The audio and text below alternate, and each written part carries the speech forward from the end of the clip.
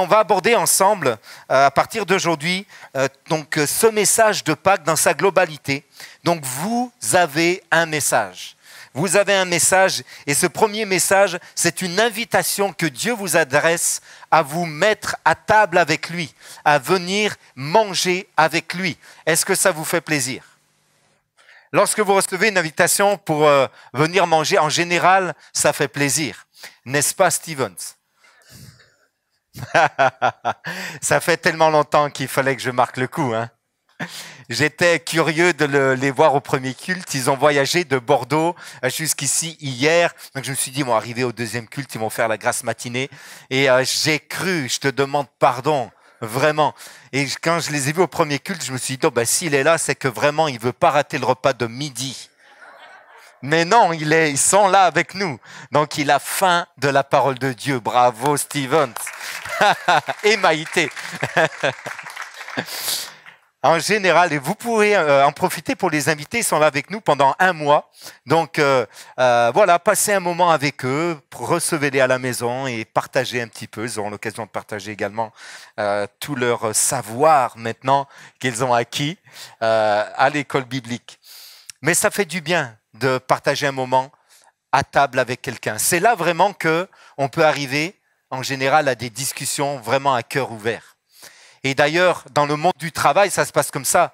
Les plus grandes affaires se concluent vraiment autour d'un repas. Quand on arrive au bout des négociations et qu'on signe, ça se passe autour d'un repas. S'il y a des hommes d'affaires, vous savez ça. Hein. Il y a même des entreprises qui donnent vraiment un budget dédié à ça. Voilà, pour les repas. Donc c'est important pour nous, en tant que croyants, c'est important également de passer des moments à table avec des gens, des amis, des chrétiens ou des non-croyants, peu importe, parce qu'on sait que c'est là qu'on va ouvrir son cœur. Et lorsque Jésus nous invite à passer un moment à table avec lui, c'est parce qu'il désire, donc vous comprenez, avoir un moment d'échange, d'intimité, un échange particulier avec nous. Et Jésus a particulièrement attendu un repas pendant sa vie communautaire avec les disciples. C'était le dernier repas de Pâques qu'il allait prendre avec eux. Le repas de Pâques, c'était une coutume juive qui vient de l'histoire du peuple d'Israël. Lorsque le peuple d'Israël, des siècles auparavant, a été délivré de la puissance dominatrice du pharaon d'Égypte. Les Juifs étaient donc tenus en esclavage par le pharaon d'Égypte. Et si vous ne connaissez pas cette histoire biblique, je veux juste faire référence à votre souvenir cinématographique. Si vous avez vu les 10 commandements, ça nous rappelle cette histoire où il y a les plaies qui sont envoyées. Donc Moïse va vers le pharaon avec un message de la part de Dieu pour lui dire « Laisse aller mon peuple », le Dieu qui dit « Laisse aller mon peuple pour qu'il me serve dans la montagne, qu'il m'adore ».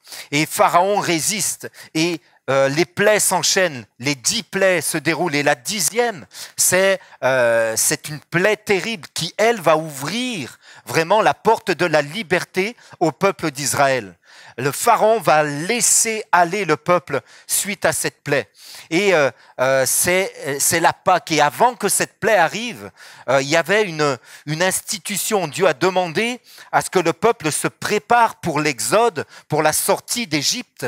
Et il devait comme prendre des forces. Et donc, il y a eu ce symbole du repas de Pâques, de l'agneau qui a été rôti au feu avec des herbes amères préparées à la hâte, le pain sans levain, puisqu'il n'y avait pas le temps de laisser lever la pâte pour la cuire ensuite. Le pain était cuit sans levain, et donc l'agneau et le pain sans levain étaient le symbole de la délivrance qui arrivait. Dans la nuit même, l'ange de la mort est passé et a exterminé tous les premiers-nés et a épargné ceux qui avaient sur les linteaux, sur les poteaux et le linteau des portes, signé avec le sang de l'agneau, avait marqué que ici nous appartenons au Dieu d'Israël. Et l'ange de la mort passait à côté. Donc le peuple d'Israël a été épargné par l'agneau. Par l'agneau, ils ont échappé à la mort, ils sont entrés dans leur liberté. Ils ont été bénis. Et donc c'est une fête qui a été célébrée non seulement la veille de la libération du peuple d'Israël, mais également chaque année suivante. C'est devenu une loi juive. C'était une institution religieuse, il fallait célébrer chaque année la Pâque en souvenir de la délivrance que Dieu avait accordée donc au peuple d'Israël de l'esclavage du pharaon d'Égypte. Et donc ce souvenir s'est pérennisé de génération en génération. Et Jésus va donc célébrer pour la 3e fois la Pâque, mais il sait à ce moment-là que c'est pour lui la dernière Pâque. C'est le moment où lui-même est venu en tant qu'agneau de Dieu sur la terre, comme Jean-Baptiste l'avait confessé en le voyant.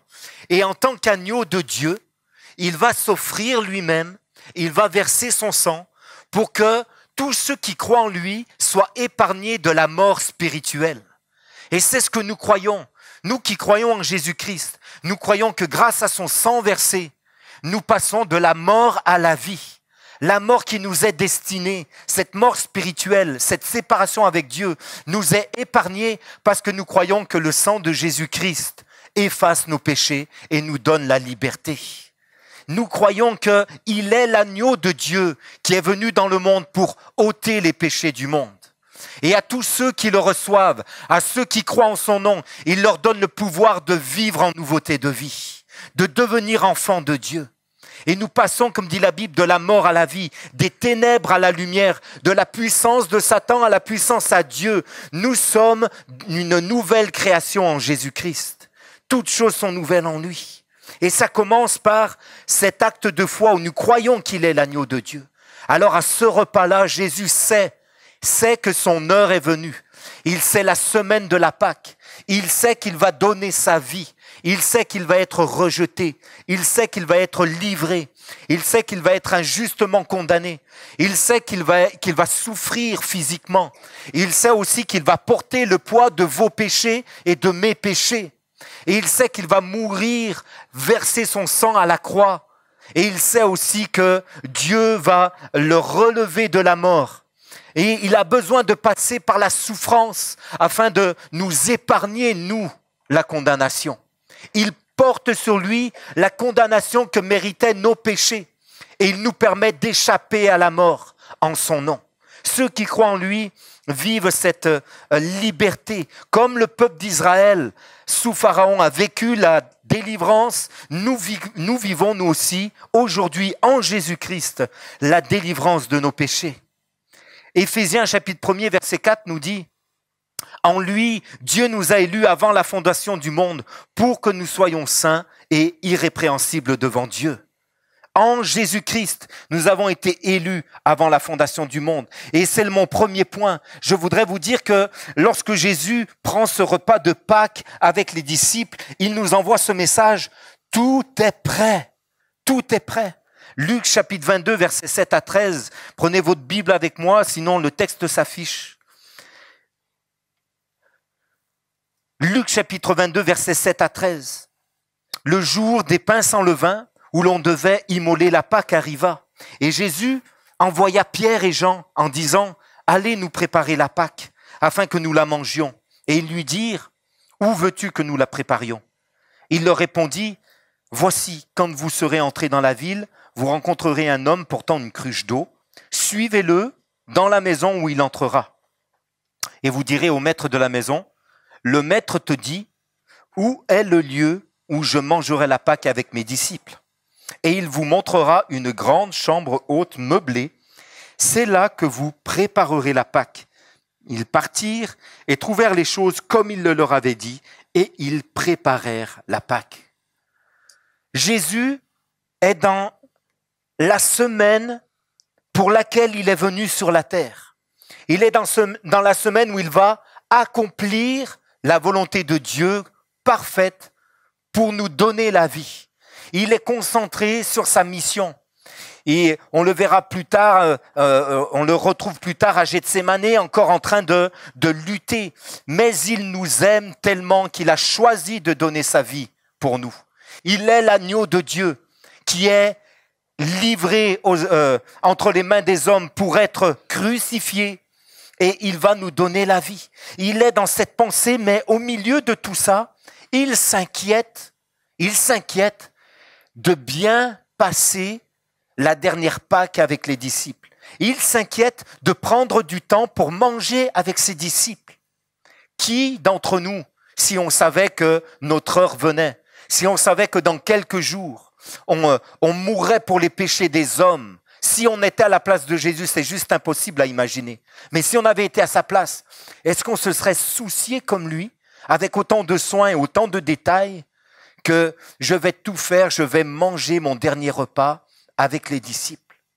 Et Jésus nous enseigne par ici qu'il a tout prévu pour nous. Et la Bible nous dit que Dieu prend soin même des petits oiseaux. Et Jésus nous enseigne, si Dieu le Père est capable de nourrir les oiseaux et de pourvoir à leurs besoins, il ne s'inquiète pas de comment ils vont être vêtus, de ce qu'ils vont manger. Il ne s'inquiète pas de ça. Dieu pourvoit à leurs besoins. La Bible et Jésus nous dit, vous valez beaucoup plus que des oiseaux. Votre Père céleste sait de quoi vous avez besoin et il prépare toutes choses d'avance pour vous. Et imaginez que si Jésus a pris le temps de préparer, quelqu'un a préparé le repas, mais il savait que c'était un tel, qu'il serait avec sa cruche à tel moment et à telle heure, à tel endroit. Et il a dit à ses disciples, suivez cet homme. Il dira à son maître, le maître veut savoir où est-ce que la Pâque aura lieu. Et tout est préparé, tout est calé par le Seigneur. Et l'Éphésiens, je le relis, Éphésiens nous dit, en lui, Dieu nous a élus avant la fondation du monde. Avant la fondation du monde, Dieu nous a élus en Jésus-Christ. Dieu n'est pas affairé, il n'est pas occupé. L'amour de Dieu est trop grand pour toi pour n'être qu'une réaction spontanée à ta situation de vie. Dieu n'est pas là en train d'improviser pour t'aimer. Il n'est pas surpris par ce que tu vis. Il n'est pas étonné par le moment que tu traverses. Il n'est pas là à courir après des urgences. Mais il a préparé toutes choses avant même que tu viennes au monde. Avant que tu ne viennes, avant même que le monde soit créé. En Jésus-Christ, il était déjà prévu que tu sois là en train d'aimer le Seigneur et de le servir aujourd'hui. Et là, c'est écrit, les croyants vont dire Amen. Amen. Ça, c'est la réalité. Avant même que tu ne viennes au monde, Jésus te connaissait et il avait tout préparé pour toi.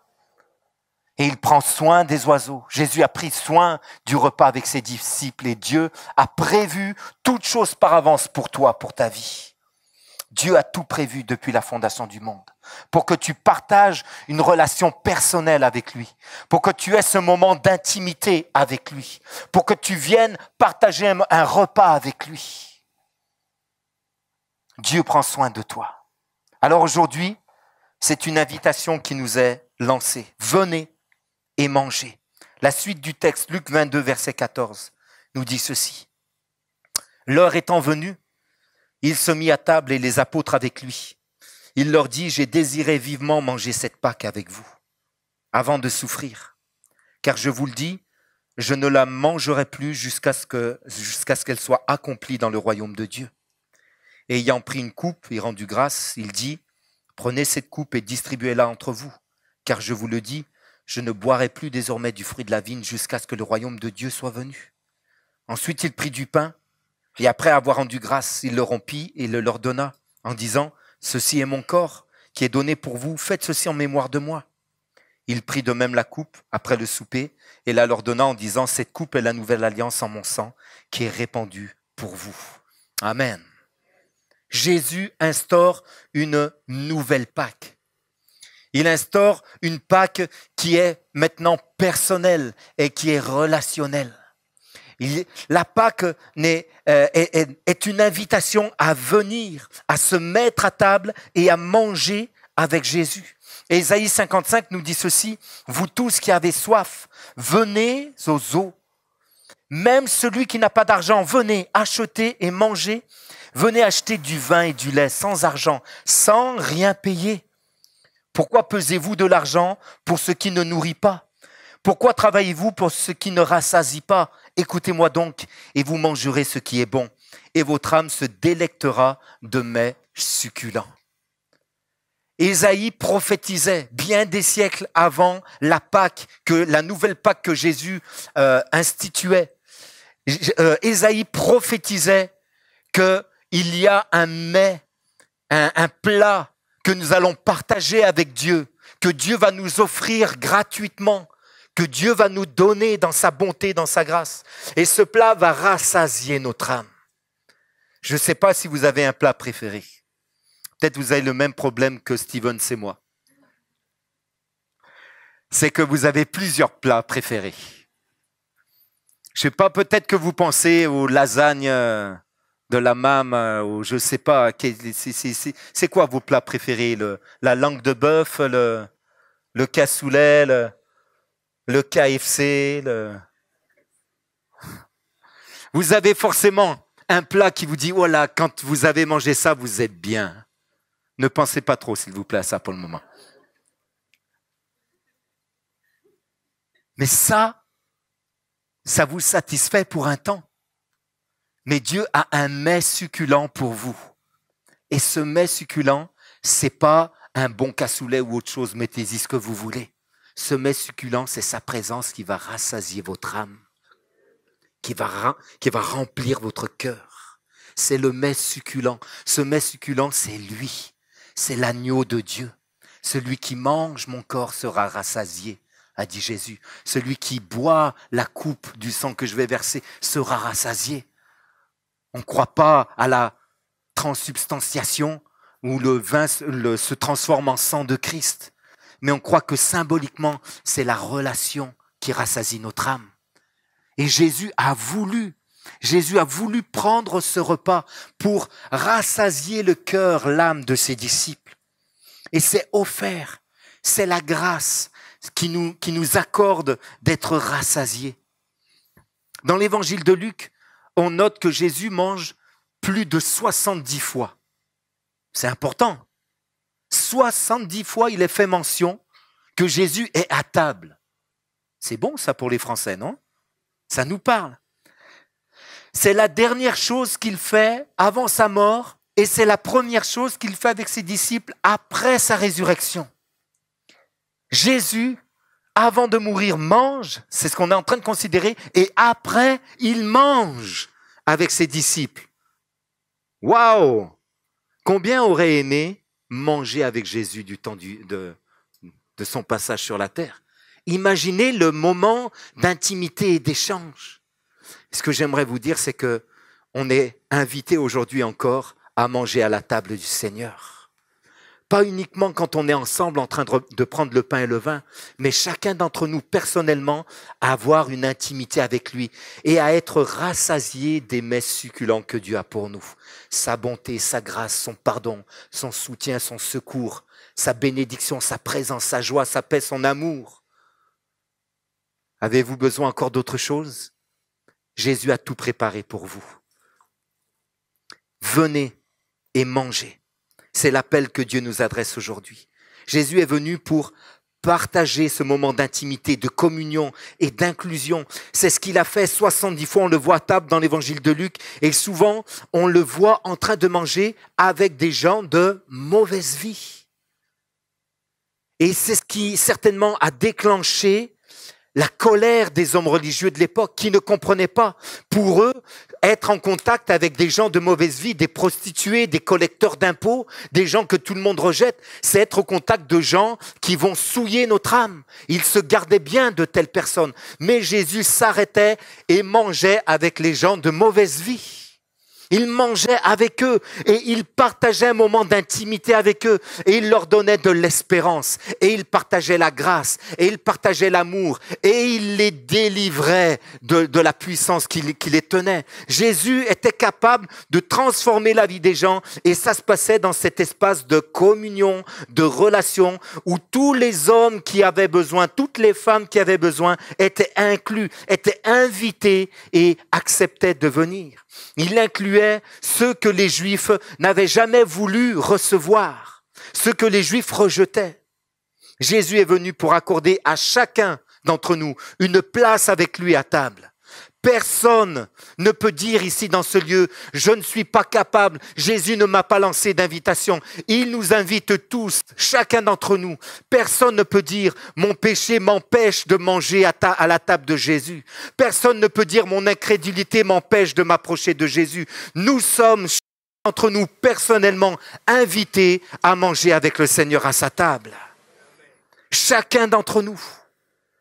Personne ne peut se sentir exclu ce matin. Et même si vous vous sentez exclu, entendez la voix du Seigneur qui vous dit, je t'invite à ma table, je t'invite à partager un moment avec moi et je veux t'offrir des mets succulents qui vont rassasier ton âme et ton cœur. C'est ce que Dieu veut faire avec nous. La Pâque, ce n'est donc plus la commémoration d'un événement populaire passé, comme ça l'était pour les Juifs à l'époque. La Pâque, c'est la célébration d'une relation personnelle avec Dieu. C'est ça la nouvelle Pâque que Jésus institue. Pour les Juifs, la Pâque, c'était le souvenir de la délivrance du peuple d'Israël qui est esclave du pays d'Égypte et qui est sorti. Mais c'est terminé maintenant. Ce n'est plus ça la Pâque que Jésus est en train d'instituer. Il est en train de le dire, je veux partager un moment d'intimité avec vous. Et pour nous aujourd'hui, nous avons des fêtes françaises qui nous rappellent des événements populaires passés. On va fêter bientôt au mois de mai la libération, la fin de la guerre. On a, et surtout en Picardie, on sait célébrer la mémoire de personnes qui ont laissé leur vie pour que nous soyons libres aujourd'hui. Et c'est normal qu'on se souvienne de ça. C'est la commémoration. C'est fait pour ça, pour qu'on n'oublie pas que si on vit dans un pays libre, c'est grâce à des gens qui ont donné leur vie. C'est normal de commémorer. Mais la Pâque aujourd'hui, c'est plus une commémoration d'un événement passé qui concerne un peuple. C'est une invitation personnelle à chacun d'entre nous à vivre une intimité, une relation proche, une relation de communion où Jésus nous accueille dans sa présence pour nous bénir dans sa présence. Jésus fait quelque chose d'extraordinaire. Non seulement il nous invite à sa table, non seulement il veut partager le repas avec nous, il nous donne ce dont notre cœur a besoin, mais il vient en plus pour nous servir. La suite du texte nous le dit. Nous sommes servis par le Seigneur. Luc 22, verset 21. Cependant, voici la main de celui qui me livre. Ils sont à table en train de partager le repas avec le Seigneur. Et il institue le pain. Voilà ce qui va vraiment nourrir votre âme. C'est le pain, le corps que je donne et que je livre pour vous. Voilà ce qui va rassasier votre esprit. C'est le vin qui représente le sang que je donne, que je livre pour vous, la vie que je livre pour vous. Ils sont en train de partager ce moment exceptionnel, ce moment d'institution. Et Jésus dit cependant, voici, la main de celui qui me livre est avec moi à cette table. Le Fils de l'homme s'en va selon ce qui est déterminé, mais malheur à l'homme par qui il est livré.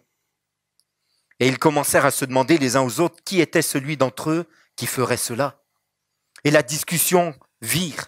Et il s'éleva aussi parmi les apôtres une contestation. Lequel d'entre eux devait être estimé le plus grand? C'est juste incompréhensible qu'ils en arrivent à ça. Jésus leur dit, les rois des nations les maîtrisent et ceux qui les dominent sont appelés bienfaiteurs. Qu'il n'en soit pas de même pour vous, mais que le plus grand parmi vous soit comme le plus petit, et celui qui gouverne comme celui qui sert. Car quel est le plus grand? Celui qui est à table ou celui qui sert? N'est-ce pas celui qui est à table? Et moi, cependant, je suis au milieu de vous comme celui qui sert. Vous êtes ceux qui avez persévéré avec moi dans mes épreuves. C'est pourquoi je dispose du royaume en votre faveur, comme mon Père en a disposé en ma faveur, afin que vous mangiez et buviez à ma table dans mon royaume, et que vous soyez assis sur des trônes pour juger les 12 tribus d'Israël. Amen. Vous êtes là avec moi ce matin? Ce texte est juste étonnant. C'est très étonnant. Jésus est en train de partager le dernier repas. Il est en train de dire, je vais donner ma vie, mon corps va être brisé pour vous. Mon sang va être versé pour vous donner la vie. Et voilà, quelqu'un d'entre vous va me livrer. Et puis la discussion vire. Mais quel est le plus grand parmi nous? Et Jésus les reprend. Vous cherchez à savoir qui est le plus grand? Mais comment est-ce que je suis venu, moi le Seigneur? Je suis venu non pas comme le plus grand. Je suis venu non pas pour être servi, mais je suis venu pour vous servir. Et Jésus leur enseigne que le plus grand, c'est celui qui sert. Jésus se place non pas comme le maître de cérémonie, mais comme le serviteur. Ça me parle de la grâce de Dieu pour chacun d'entre nous. Le plan de Dieu, c'était déjà bien que nos cœurs soient satisfaits par son pardon, sa bonté, son amour, sa paix, sa joie, sa présence. C'était déjà suffisant. Seigneur, donne-nous juste ça, ça suffit. On est satisfait, on est heureux, on est béni. Mais Jésus veut beaucoup plus que ça pour vous, chacun d'entre nous. Jésus veut beaucoup plus que ton simple salut. Et excusez-moi si le mot simple était devant, peut-être il était en trop. Jésus veut beaucoup plus que ton salut seulement. Il veut que tu règnes avec lui. Est-ce qu'on peut comprendre ça ce matin? Est-ce qu'on peut ouvrir notre cœur pour essayer de comprendre que Jésus veut qu'on règne avec lui? Il invite, lui, le roi qui s'est abaissé jusqu'à nous, qui a pris la forme d'un serviteur. Il nous invite à sa table et il nous dit, c'est pourquoi je dispose en ma faveur du royaume, comme mon Père en a disposé en ma faveur, afin que vous mangiez et buviez à ma table dans mon royaume, et que vous soyez assis avec moi sur des trônes. Jésus ne veut pas simplement t'inviter à manger avec lui, il veut t'inviter à t'asseoir avec lui sur son trône. Est-ce qu'on comprend ça ce matin? C'est juste extraordinaire l'amour de Dieu pour nous. L'apôtre Paul l'avait compris, il écrivait ceci. Il disait, nous sommes assis avec Christ dans les lieux célestes. Il écrivait aux Corinthiens, ça c'était aux Éphésiens, il écrivait aux Corinthiens que déjà nous régnons avec lui. Par la foi. C'est une position que Dieu te donne. Mais laisse-moi t'annoncer la bonne nouvelle. C'est que le règne, il n'est pas simplement à venir. Il est pour aujourd'hui. Il est pour toi aujourd'hui. Matthieu chapitre 4, verset 17 nous dit, alors que Jésus commence son ministère, dès ce moment, Jésus commence à prêcher et à dire « Repentez-vous, car le royaume des cieux est proche. » D'autres versions nous traduisent littéralement « Le royaume de Dieu s'est approché de vous. » Le royaume de Dieu, c'est pas simplement le jour où on sera avec lui dans le ciel, où on verra son trône, où on pourra, je ne sais pas si on osera s'asseoir avec lui sur le trône, mais il nous dit le royaume s'est approché. Il est là aujourd'hui. Et aujourd'hui, non seulement tu peux être béni dans la présence de Dieu, être rassasié, mais tu peux aussi régner avec lui. Dieu t'appelle à régner dans la vie. Et c'est une grâce. Venez manger et régner avec le Seigneur, gratuitement. Je vais vous dire, ça c'est difficile pour nous. Parce qu'on voudrait régner avec nos forces, avec nos capacités, avec notre spiritualité. On voudrait pouvoir dire, Seigneur, regarde, j'y suis arrivé. Mais Jésus nous dit, je t'ai rien demandé. Je t'ai tout offert. J'ai tout préparé. Je suis pas venu pour être servi, je suis venu pour te servir. Je suis venu pour donner ma vie et je suis venu pour te donner ma victoire. Je suis venu pour remplir ton âme et je suis venu pour te donner une vie de victoire.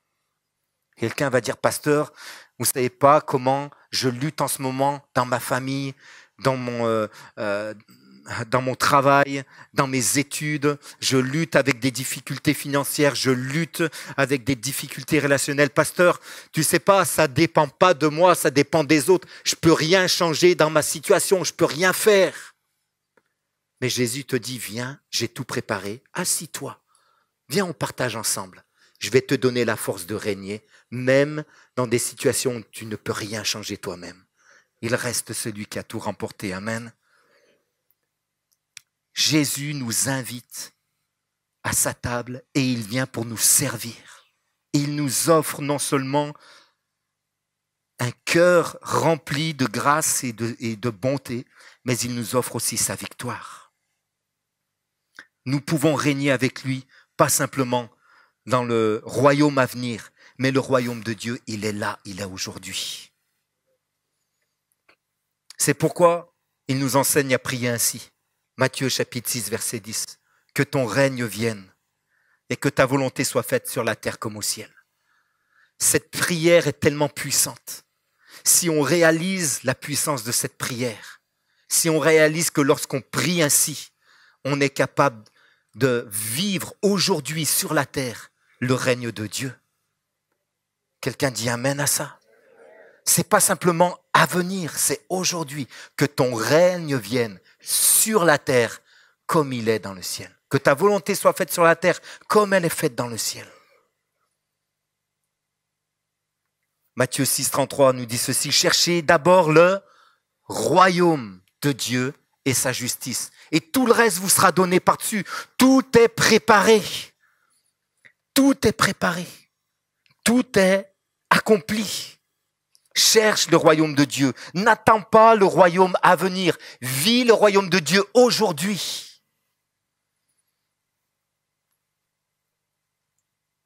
L'Apocalypse, chapitre 3, verset 20 nous dit, voici, Jésus dit, je me tiens à la porte et je frappe. Si quelqu'un entend ma voix et ouvre la porte, j'entrerai chez lui, je souperai avec lui et lui avec moi. Et il dit tout de suite après, écoutez ceci, celui qui vaincra, je le ferai asseoir avec moi sur mon trône, comme moi j'ai vaincu et je me suis assis avec mon Père sur son trône. On connaît cette première phrase, on la connaît par cœur. Je me tiens à la porte et je frappe. Si quelqu'un entend ma voix et ouvre la porte, j'entrerai chez lui, je souperai avec lui et lui soupera avec moi. Mais tout de suite après, je le répète, c'est dit, celui qui vaincra, je le ferai asseoir avec moi sur mon trône, comme moi j'ai vécu et je me suis assis avec mon Père sur son trône. Jésus nous partage sa victoire. Jésus aimerait tellement que tu sois vainqueur dans ta situation. Jésus aimerait tellement que tu puisses être vainqueur sur ton caractère. Jésus aimerait tellement que tu puisses être vainqueur sur ce qui te retient de t'approcher de lui. Il veut te donner sa bénédiction. Il veut briser les chaînes qui t'empêchent de t'approcher de lui. Tu n'as plus rien à accomplir. Tout a été accompli. C'est presque faire offense à la grâce de Dieu que de venir, ça serait comme vouloir acheter le repas de celui qui vous a invité. C'est impensable que vous soyez invité, que vous alliez chez quelqu'un et qu'à la fin vous lui dites « Je te laisse le chèque quand même du repas que tu m'as offert ». Ça serait pris comment si on le faisait pour vous? Ça serait pris comme une offense. Jamais vous n'accepteriez qu'on vous fasse un chèque parce que vous avez reçu quelqu'un chez vous, que vous avez invité. Passer à côté de l'invitation de Jésus et passer à côté de la grâce, c'est la même chose. C'est dire « Jésus, tu m'as donné la victoire ». Mais je fais comme si tu n'avais rien accompli pour moi. Je veux la victoire par moi-même. Alors que Jésus te dit, je veux juste te servir. Je viens te donner ma victoire. Assis-toi et règne avec moi sur le trône. Je sais que ça paraît énorme pour beaucoup d'entre nous. Mais Dieu nous appelle à cette position de foi. Qui d'entre nous va se lever aujourd'hui pour répondre à l'appel de Jésus, à cette invitation, à venir à manger, à être rempli, à avoir un cœur rassasié de sa bonté, de sa grâce, de sa présence, de son pardon, de sa vie. Mais plus que ça, qui va dire Seigneur, je crois que tu as tout accompli et je suis vainqueur avec toi. Tu m'as offert ta victoire et au nom de Jésus-Christ, en ton nom, je prends ma position de vainqueur ce matin. Qui va dire, je regarde ma difficulté, je regarde mon conflit, je regarde ma peur, je regarde ces impossibilités, je regarde tout ça et je dis, au nom de Jésus-Christ, tout a été accompli pour moi. Je prends une position. Es-tu conscient? Es-tu conscient que Dieu t'appelle à vivre dans son royaume aujourd'hui? Pas simplement dans le royaume à venir. Que ton règne vienne, Seigneur, sur la terre. Que ton règne vienne. Est-ce que tu comprends le sens de cette prière? Que ton règne vienne.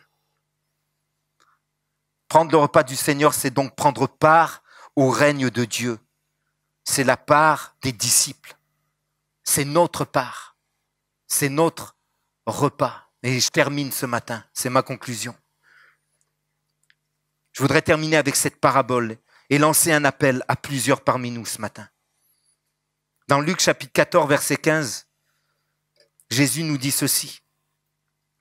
Le texte nous dit, un de ceux qui étaient à table, après avoir entendu ces paroles, dit à Jésus, « Heureux celui qui prendra son repas dans le royaume de Dieu. » Et Jésus lui répondit, « Un homme donna un grand souper, et il invita beaucoup de gens. À l'heure du souper, il envoya son serviteur dire aux conviés, « Venez, car tout est déjà prêt. » Mais tous, unanimement, se mirent à s'excuser. Le premier lui dit, « J'ai acheté un champ, et je suis obligé d'aller le voir. Excuse-moi, je te prie. » Un autre dit, « J'ai acheté 5 paires de bœufs et je vais les essayer. Excuse-moi, je te prie. » Un autre dit, « Je viens de me marier et c'est pourquoi je ne puis aller. » J'arrête la lecture ici un moment. Comprenez que le souper, rappelez-moi, c'est quand le souper? C'est le soir, hein? Donc vous êtes le soir, on vous invite le soir et vous dites à Jésus, je viens d'acheter un champ, je vais aller voir comment il est.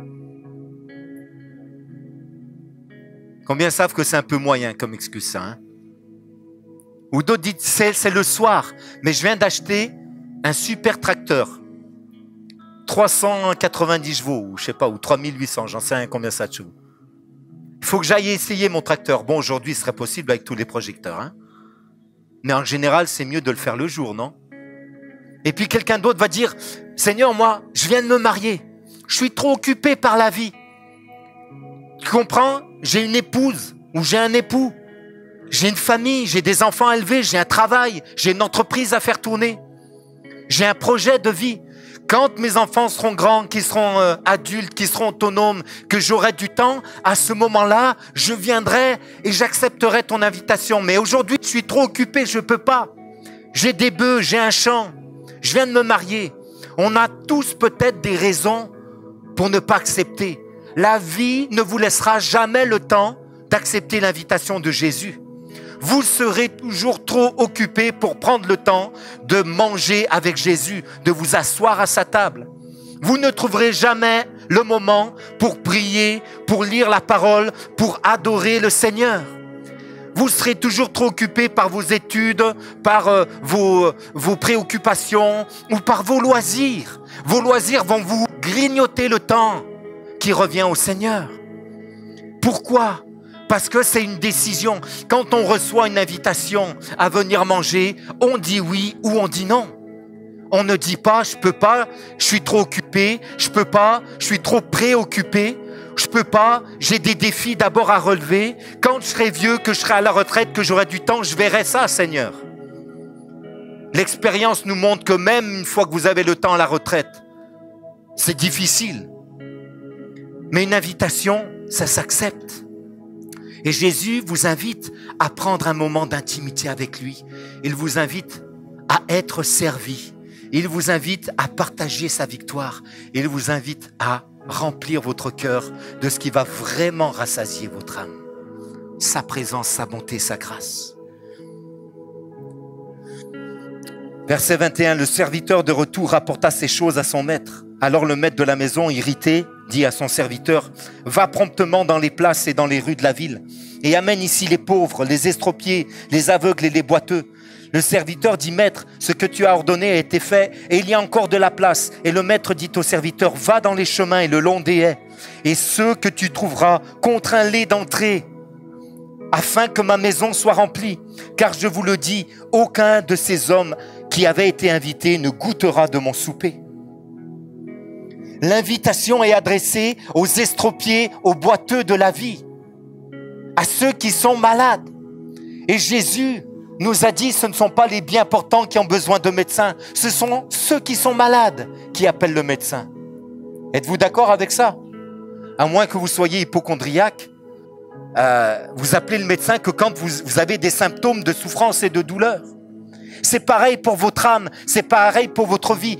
Tant que vous n'éprouverez pas le besoin de venir à Jésus, vous n'accepterez pas l'invitation. Vous serez toujours trop occupé ou trop préoccupé, ou ça ne sera jamais le bon moment. Mais si vous êtes comme ces estropiés, si vous avez assez d'humilité pour reconnaître que vous avez besoin de Jésus, alors vous allez accepter l'invitation. Ésaïe prophétisait des siècles avant, il disait, de la part de Dieu, c'est Dieu qui parle et qui dit, voici sur qui je porterai les regards, sur ceux qui ont le cœur faible et qui ont l'esprit dans l'abattement. Ceux qui savent qu'ils ont besoin de Jésus vont accepter l'invitation de Jésus. Ils vont venir en courant à l'invitation. Ils vont venir et ils vont manger de tout ce que Jésus nous donne. De sa bonté, de son amour, sa grâce, son relèvement, son secours, sa puissance, sa paix, sa douceur. Ils vont prendre, oui Jésus, je veux tout ça. Et ils vont s'asseoir avec lui sur le trône. Les estropiés, Jésus l'a dit, les prostituées vous devanceront dans le royaume de Dieu. Pourquoi? Parce qu'ils ont le cœur humble, ils ont le cœur contrit, ils savent qu'ils ont besoin de Jésus. Ils ne vont pas refuser le secours alors qu'ils sont perdus. Qui d'entre nous va dire, Jésus, j'ai vraiment besoin de toi aujourd'hui? Viens à mon secours. Mon premier appel s'adresse à ceux qui ont besoin d'entrer dans le royaume de Dieu aujourd'hui. Le royaume s'est approché de vous avec ce message.